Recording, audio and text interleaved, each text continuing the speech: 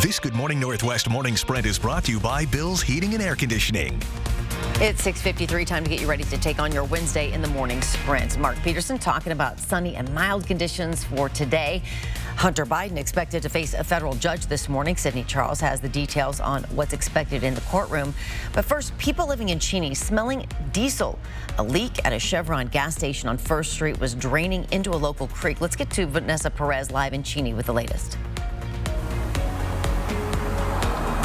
We've been out here all morning long at the Chevron gas station where diesel fuel leaked into a creek here, and people nearby are concerned about their health and wanting answers from the city. We know that the Department of Ecology says crews are in the process of cleaning up that leak, that spill in the creek, and we know this is going to take them about several weeks, and they've already cleaned 30,000 gallons of a diesel fuel and water mixture out of Minnie Creek. We'll continue to bring you more information as it becomes available. Live in Cheney, Vanessa Perez, 4 News Now. Breaking news this morning. Former New York City Mayor Rudy Giuliani admits he made defamatory statements about 2 Georgia elections workers. That's according to court filings obtained by CNN and the New York Times. Workers Ruby Freeman and Shay Moss accused Giuliani of smearing them after the 2020 election. But in the filing, Giuliani, who was President Trump's attorney, refused to concede that his statements caused damages to them. He also said he still wants to argue that his statements about voter fraud were protected speech. And more breaking news, a federal judge vacated the military conviction of Bo Bergdahl, the former U.S. Army soldier and Idaho native who pleaded guilty to desertion and who was captured and tortured by the Taliban.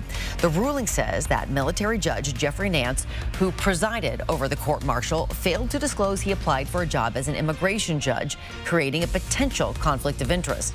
President Donald Trump had strongly criticized Bergdahl during the 2016 presidential campaign, and Bergdahl's lawyers argued that Trump's comments placed undue command influence on Nance.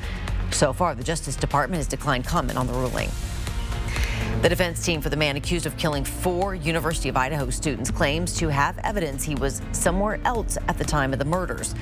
Court documents revealing Brian Coburgers' plans on using an alibi defense, meaning his lawyers will attempt to prove that he could not have committed the murders because he was elsewhere. The defense saying evidence corroborating that fact will come out during the trial, which is set to begin in October. In your Fire Watch coverage, still no containment on the Huawei fire, which is threatening crops, rangeland, and infrastructure just west of Pullman. The Washington Department of Natural Resources says so far the fire's burned about 500 acres. People living in this area are being told to be aware of fire conditions. They could change. We don't know how this fire started yet. In our first alert weather, it is a cool, calm start this morning with Deer Park finally out of the 30s, sitting at 40 degrees, 49 in Spangle, and we've got 57 downtown officially sitting at 53 degrees. We're going to warm up today. We're going to be at 81. We're going to see that also into Coeur d'Alene, but temperatures into the low 90s into the LC Valley. Elsewhere, it's going to be in the mid 80s. Just below average for this time of year. We are going to be below average, but beautiful all at the same time. 81, our high today. President Joe Biden's son, Hunter Biden, is set to appear before a federal judge. In court, the younger Biden is expected to plead guilty to misdemeanor tax charges and enter a pretrial diversion program to avoid a felony gun conviction charge.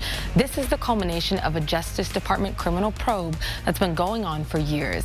Last month, Hunter Biden agreed to plead guilty to 2 misdemeanor tax charges and accept a pretrial diversion program for a felony count of illegal possession of a firearm. That means prosecutors would agree to drop the charge if Hunter adheres to a program, including steps like no illegal drug use. In exchange, Hunter will get probation and avoid prison time. It's getting more and more dangerous to cross city streets. It's a trend across the country and here at home. In fact, U.S. pedestrian deaths are at a 40-year high, with 20 people killed every day by a moving vehicle. What are the reasons, and why is it so hard to stop them here in Spokane? You'll find out in my special report on Good Morning Northwest tomorrow morning. The city of Spokane is asking you to conserve even more water. Low river levels have triggered a level 2 drought response ordinance. Slow river flow affects the water that goes into the Rathdrum Prairie Aquifer. That's where we get our water supply. According to the city, the river is flowing at less than 1,000 cubic square feet per second. That's more than 2 times slower than July of last year. You're now asked to refrain from watering outdoors between 10 and 6. We'll be back with weather after this.